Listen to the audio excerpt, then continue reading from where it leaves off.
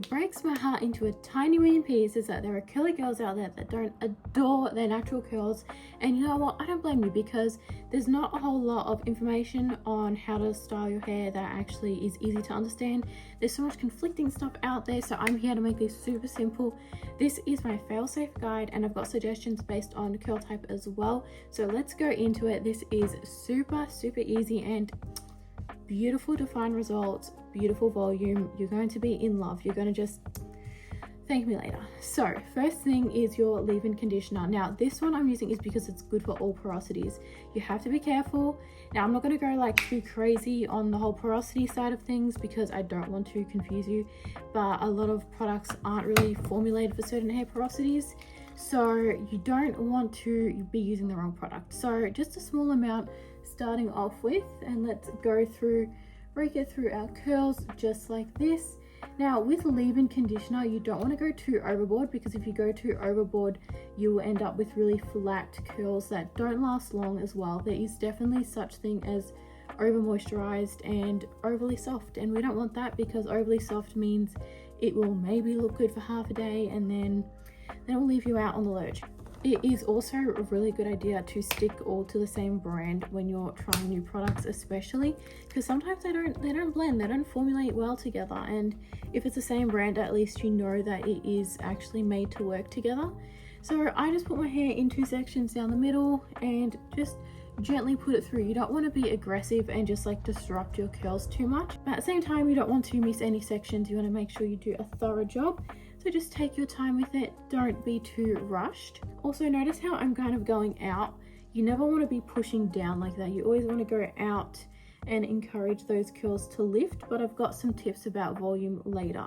That's the first part done, nice and easy. Now we're going in with our brush.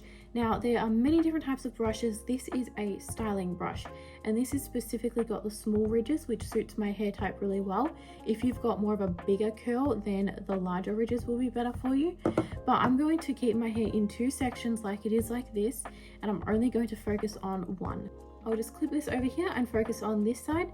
Now what I'm going to do is I'm going to kind of like you're straightening your hair, is you're going to just go do horizontal sections. So I will go where my ear is like this, and then put this up here, use another clip to secure that guy. So now I'm just focusing on this section. Now because I am talking as I'm doing this, I'm going to have to just wet my hair a bit. Generally you wouldn't have to wet your hair in between doing this. It is just taking me a bit longer since I'm talking it through, but you want to make sure your hair is soaking wet for the leave-in conditioner and definitely for this part as well. And if you just go in with this without a leave-in conditioner, it can be like a little forcey, you know. It can kind of hurt a bit, take a bit longer, and it just you're kind of like forcing your curls a bit. So putting the leave-in conditioner just helps it glide through. So see the small section I've got there, nice and small. Honestly, I could even go smaller, but I'm going to grab this brush from the root and just work my way through. And once again, like I said before, we're going out of the head, so we're never going to go like this. No, that's gonna look horrible.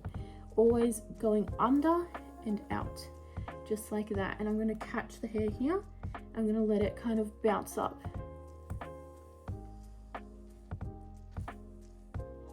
Now I'm going to grab it from the root and just kind of shake it out a little bit.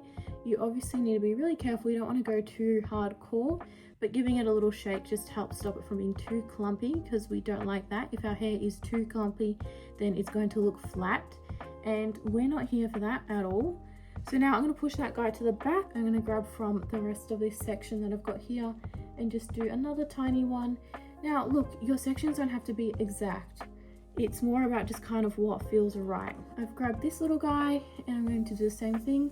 You want to try and keep them like horizontal. It doesn't have to be exact, but it's just a good way to kind of avoid messing it up too much. See, look at that, it looks so beautiful. The way that your curls are when they're wet will give you a pretty good indication of how they are when they're dry. And your curls should look a million times better when they're dry. If they don't, maybe you've got a bit of damage, you still got a bit of time to go on your journey, which is super cool, and I'm here for you. Okay, now I've come across some knots because my hair just really curls into itself and becomes knotty. So I'm just using my detangling brush to smooth that out. So So you really don't want to be forcing the styling brush, because then it's not going to actually look nice. The curls are going to look really botched. You need your curls to be smooth before you go in with the styling brush. The styling brush, despite being called a brush, is not for traditionally brushing your hair. It is not to detangle. You need your hair to be nice and smooth before you go ahead with it. Now it does have those smoothing bristles, which definitely helps, so it doesn't like tug at the hair, but it is still good to have nice knot-free curls before you go in with it. And it is only for wash day. It's not for just like regular use. It's just once you've washed your hair and your curls are soaking wet, then you go in with this guy. So it's, if you've never understood a styling brush, it can be a bit daunting, but trust me, it is very worth learning, because it's not just about like your curls looking good like this. It's because it helps to really distribute that product. So you saw earlier we used our hands to distribute the leave-in, but going through with that brush, it just helps so much more. And at the end of the day, like, you're kind of wasting your product if it's just blotchy and it's not going through well, and you actually use so much less product if you use the brush afterwards, because then you can just put too much product in and hurts your bank account and also hurts your results, because curls don't like a lot of product. Curls like things to be nice and simple, and I'm pretty sure you like things nice and simple too. I'm just going to go through the next few sections fast, but you'll be able to see what I'm doing.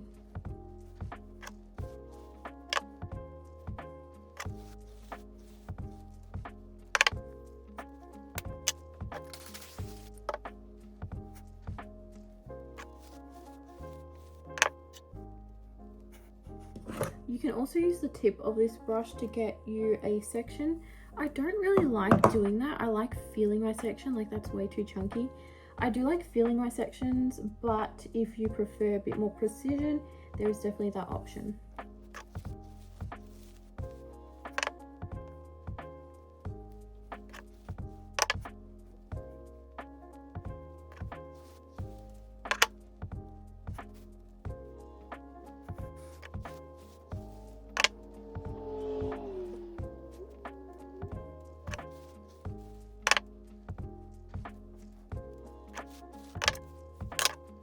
My top sections are nowhere near as curly and springy as my bottom sections, and I just felt like saying that because so much people ask all the time, oh, my curls are different, like on the top and the bottom, or the side, or the crown, or whatever. That is completely okay, and that is so normal. In fact, if your curls are the same all throughout, you are in the minority. That is actually not very common, and you know, there's no right or wrong, there's no better or worse. You know, consistency is a look, and inconsistency is also a look. Let's just rock what we've got. Okay, I've finished using the brush on this half of my head. As you can see, it is looking really good. So happy with it. Like I said, wet shows you what it's going to be like dry, and it's only going to get better. So I'm in love, and I'm going to do the other side, and then I'll show you the next step as well. Okay, we are looking good. I'm excited. Now the next thing is your gel and foam. Now there's a bit of a debate which one's better, whatnot. If you've got super fine hair, just go for a foam. If you've got hair more like mine, or even not as much as mine, still go for the gel. Like ideally you want to go for a gel because it is going to give you more hold. There is also a serum version that's kind of like in between these two, which is really cool. I'll link that down below. So if you are more of that finer type of girl, my mum swears by the serum. She goes coconuts over it, so definitely look into that one if you're a finer girl. But what we're going to do is we're going to use some foam on our root. I swear, not many people do this, but it is so good. Use a bit of foam, emulsify, and then literally just put it on your roots. Just tickle it up.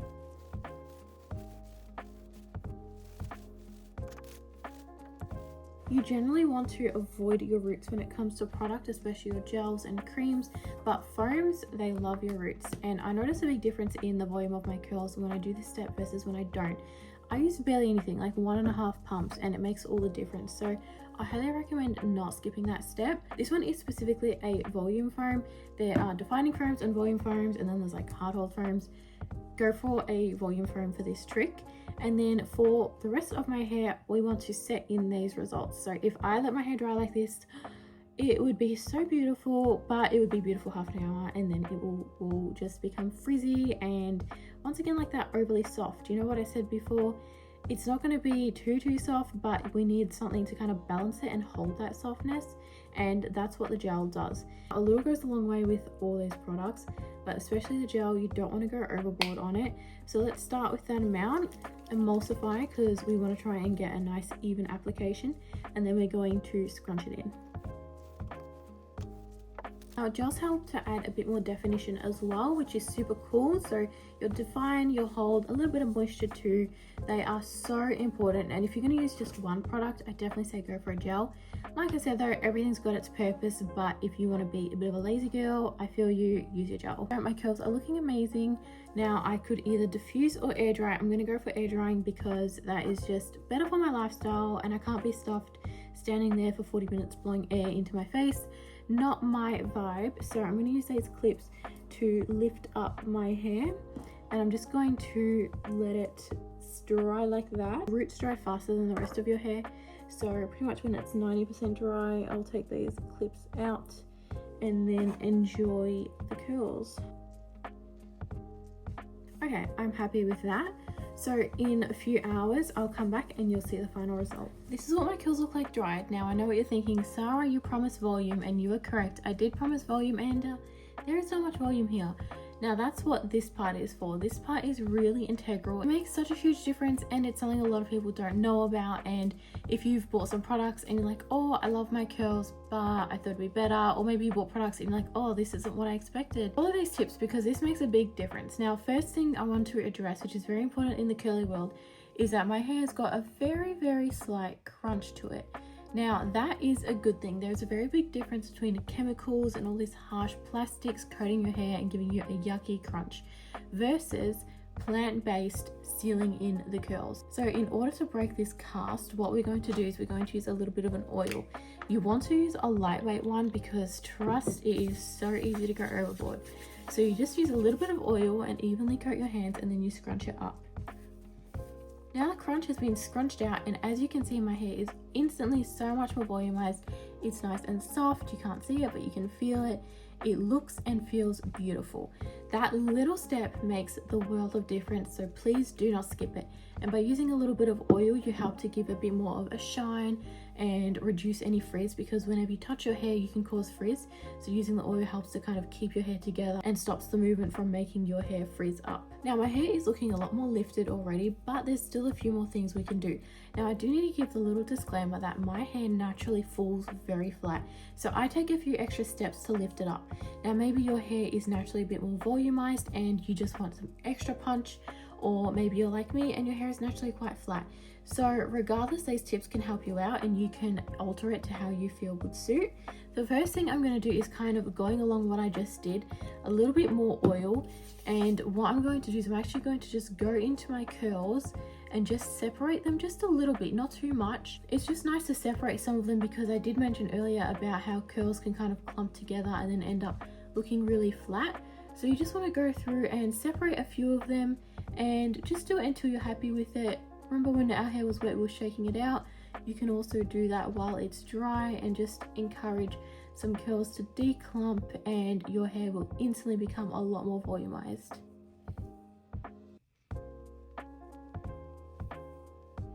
Okay, there we go. Now that also made a huge difference. Now the next thing I'm going to show you is using a bit of hairspray. Now this is not like the cheap rubbish that just destroys your hair and makes you feel so icky and like you just want to run to the shower after using it. It is not like that. This is a stronghold hairspray, but it is high quality, plant-based of course, and it is made for curls, so you can really spray it on your roots and get beautiful results without it being tacky and awful. We don't do that tacky rubbish here. So I'm going to get my pick and I'm going to just lift up my hair a bit and then put some hairspray and then kind of tickle it.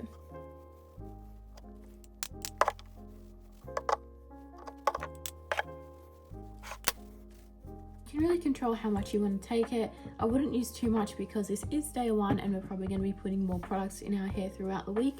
So I'll just do maybe 3 to 4 spritzes. If you want to lift up even more, you can really get in there and massage it in more.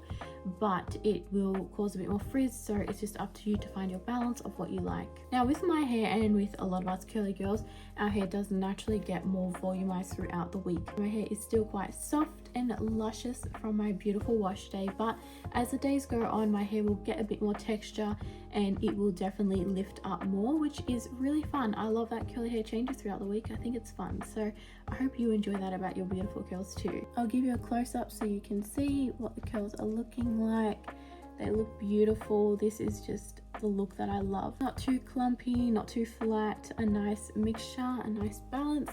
This is honestly how I feel so good about myself, and I'm really excited for you to find your look and what method helps you feel good about yourself. I really just want you to walk past your reflection, walk past your mirrors, and just love what you see. That's my whole goal, because honestly, I feel like everything just gets better when we're confident. When we are confident and we're not stressed about our appearance, it gives us energy to then focus on other things that are more important, like being nice to people, doing good things with your life, and it's beautiful, and I just really want more people to feel confident.